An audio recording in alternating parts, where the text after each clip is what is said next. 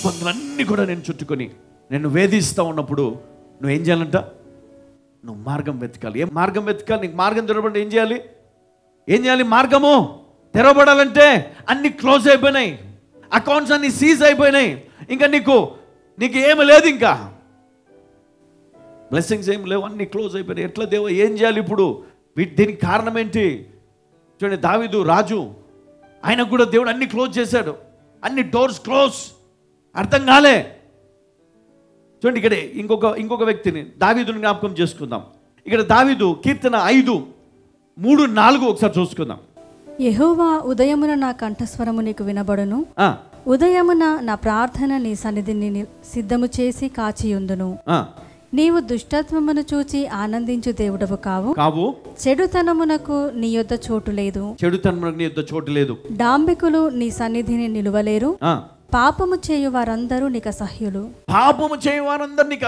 చూడు, ఇక్కడ ఏమన్నాడంటే, నా అతిక్రమములు నాకు తెలిసే ఉన్నవి, నా పాపము ఎల్లప్పుడూ నా ఎదుటనున్నది. హల్లెలూయా. నేను చేసిన తప్పులు నాకు తెలుసు, నా పాపము నాకు తెలుసు, అవన్నీ నా ఎదుట ఉన్నాయి. ఏమన్నాడు? ఎల్లప్పుడూ నా ఎదుట నున్నది, నీకే విరోధిగా నేను పాపము చేసి ఉన్నాను, నీ దృష్టి ఎదుట నేను చెడుతనము చేసి ఉన్నాను. ఒప్పుకున్నాడా అమ్మా? ఒప్పుకున్నాడా? నువ్వు ఒప్పుకుంటావా ఇట్లా? హల్లెలూయా.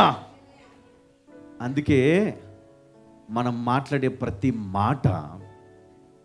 ప్రతి మాట అది మనల్ని వెక్కిరిస్తుంది. ఒకరోజు నువ్వు కోపంతో తిట్టావు నీ భర్తే కదా, నీ కొడుకే, నీ భార్యే, నీ రక్త సంబంధులే, కానీ ఆ మాటలు అది దేవుని బిడ్డలను తిట్టాల్సినటువంటి మాటలు కాదు.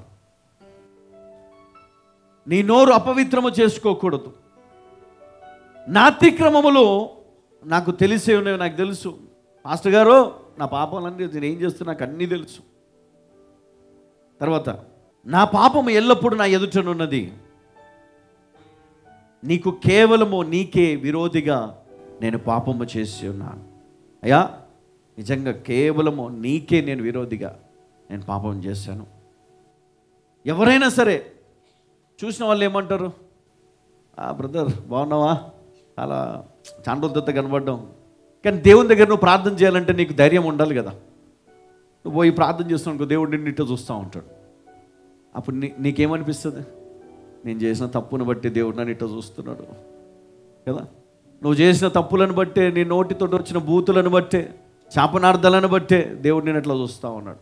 నువ్వేమో నాకు అది ఇయ్యవా, ఇది ఇయ్యవా అంటే, అవునా కదా? మనం ఏమడుగుతున్నాం దేవుని దగ్గర? కోరికలు. ఏం కోరికలు? నీకు కావాల్సిన అన్నీ నువ్వు అడుగుతున్నావు, కానీ దేవుడు నిన్ను అడిగేది ఒకటే, ఏంటో తెలుసా? నీతి. ఏం కావాలా? నీతి. అది నీ దగ్గర ఉందా? నీ మాటలో నీతి ఉండాలా, నీ చేతిలో నీతి ఉండాలా, నీ తలంపులు, నీ జీవితం దేవునికి ఇష్టమైనట్లుగా మార్చుకుంటావా? తబితను ఎందుకు లేపాడు దేవుడు? దేవునికి ఇష్టమైనట్లుగా జీవించింది. అందుకు ఆమె మరణం కొట్టివేయబడి జీవము ఆమెలోనికి వెళ్ళింది. ఈరోజు నేను కూడా ఆ విధంగా నేను బ్రతకాలని నేను ఆశపడుతున్నాను. కానీ దేవునికి తెలుసు కదా, దేవునికి తెలుసు నీ జీవితం ఏంటో తెలుసు. అందుకనే కొన్నిసార్లు ఏమవుతుందంటే నీ జీవితంలో కొన్ని ఆలస్యం అవుతాయి. ఆలస్యమైనంత మాత్రాన నువ్వు ఎప్పుడు కూడా నువ్వు దూషించుకోవద్దు. ఆలస్యమైనంత మాత్రాన దేవుడు నీ చెయ్యి విడిచిపెట్టాడని ఎప్పుడు కూడా అపార్థం చేసుకోవద్దు. ఆలస్యమైనంత మాత్రాన దేవుడు నిన్ను ఆశీర్వదించడు అని కాదు. కొన్నిసార్లు దేవుడు ఆలస్యము చేసి ఆ సమయము పోయి మంచి సమయం వచ్చినప్పుడు దేవుడు నీకు ఇస్తాడు. హల్లెలూయా, హల్లెలూయా. అవును, కొన్నిసార్లు దేవుడికి తెలుసు ఈరోజు దేవుడు నిన్ను బ్లెస్ చేశాడు అనుకో, నీతో ఉన్నవారు నీకు శత్రువులు అవుతారేమో, అందుకే నేను హోల్డ్లో పెట్టాడు. ఈ లోపు నీ విశ్వాసం కోల్పోతే అది నీకే మోసం కదా. అందుకే దేవుడు ఏం చేస్తాడంటే, ఇప్పుడు కాదు కొంతకాలం అయిపోయినాక, అందుకని యేసుక్రీస్తుని తీసుకొని వెళ్ళిపోమన్నాడు.